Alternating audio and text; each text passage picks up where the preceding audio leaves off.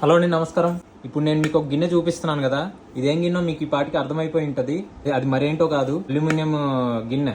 దీంట్లో మనం ఏం చేసుకుంటాం, కూర వండుకుంటాం, ఇంకేమైనా నాన్ వెజ్ వండుకుంటాం, ఆయిల్ వేసుకొని వేపుడు చేసుకుంటాం, రకరకాల వంటలన్నీ చేస్తాం ఇందులో చేశాక మనం బాగానే తింటాం.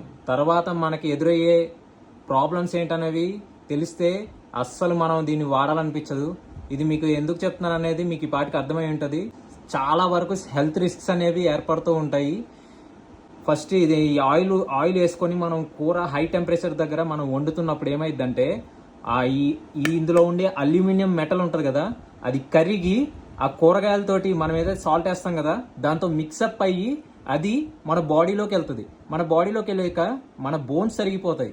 ఆ అల్యూమినియం వచ్చి మన బ్రెయిన్ సెల్స్ లో అది కూర్చుంటది, బ్లడ్ లో కూర్చుంటది. బ్లడ్ వల్ల ఏమైతుంది, డిసీజ్ ఎనీమియా వస్తుంది. ఎనీమియా అంటే రక్తహీనత.